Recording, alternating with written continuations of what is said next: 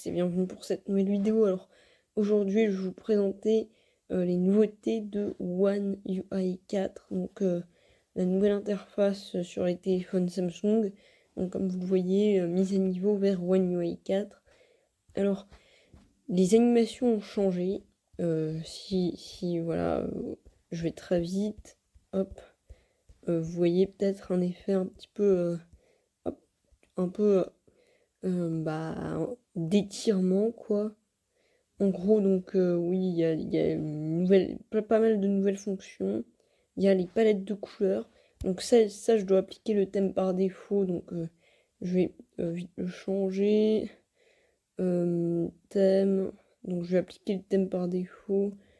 Ouais, thème. Mes éléments par défaut. Voilà, le thème s'est appliqué. Donc si je vais dans fond d'écran et style, je peux avoir une certaine palette de couleurs. Et donc si j'abaisse le volet des notifications par exemple, hop, vous voyez, les couleurs ont changé. On peut faire ça par exemple. Les couleurs vont encore changer. Pas mal de palettes de couleurs. Donc si je change ça, les icônes en haut vont changer, mais ça va pas changer. Donc ça s'adapte au fond d'écran, vous l'aurez sûrement su ça. Ça par exemple, ce fond d'écran là, je le définis sur l'écran de verrouillage. Définir comme palette, donc voilà. Et donc si je vais dans palette de couleurs, je peux mettre par exemple ça comme palette de couleurs. Donc c'est plutôt intéressant cette nouveauté. Pourquoi pas En même temps, ça s'adapte à Material You, euh,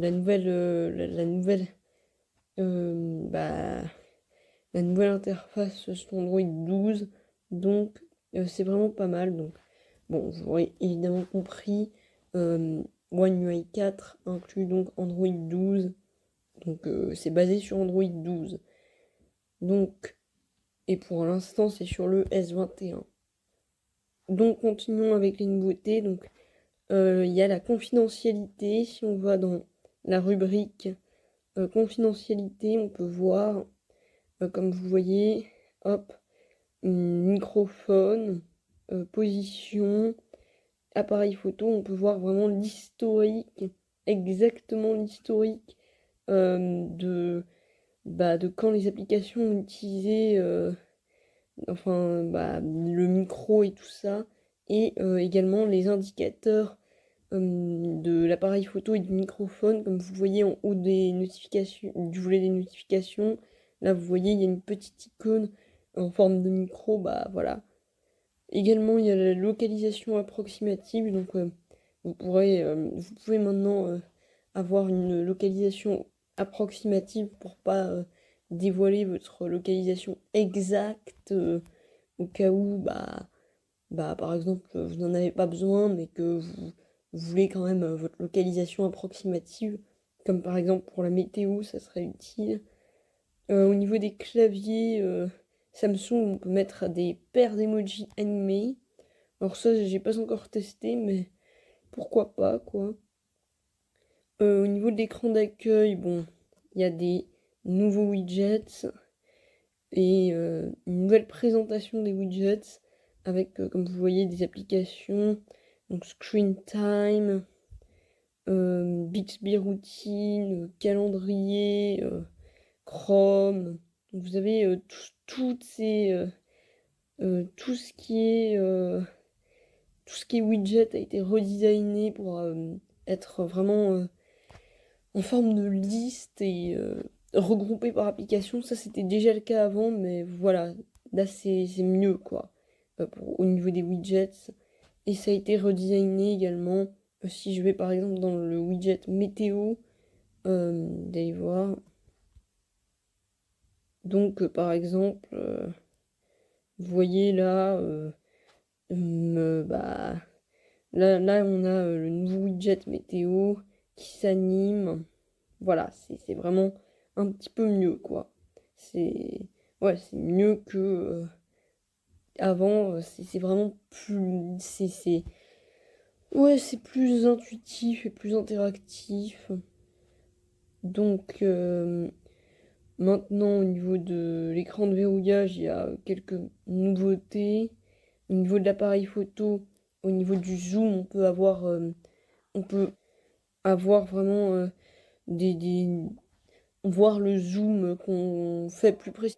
On peut ajouter des on peut filmer un peu plus longtemps avec le mode single take. Et puis il y a un nouvel algorithme pour reconnaître des animaux, comme par exemple des chats ou des chiens, ou je sais pas quoi, mais des animaux quoi. Dans la galerie, les histoires ont été améliorées. On peut remasterer plus facilement. L'éditeur de vidéos et de photos a été amélioré. Les AR emojis ont été améliorés. La fonction partage a été améliorée. Le calendrier a aussi été amélioré. Et puis il y a quelques nouvelles fonctionnalités.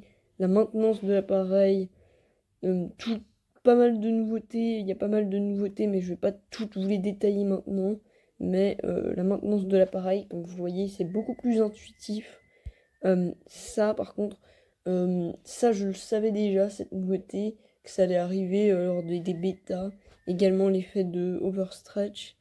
Mais voilà, vous voyez, c'est plus intuitif avec vraiment bah, un emoji qui dit bon, moyen, mauvais, éventuellement. Et donc là, vous avez plus de détails en plus au niveau de la batterie, du stockage, de la RAM et de la protection de l'appareil. Vous avez également des raccourcis vers la mise à jour du logiciel et les diagnostics. Bon, voilà, c'est la fin de la vidéo. C'était pas une vidéo très longue, mais voilà. Au revoir.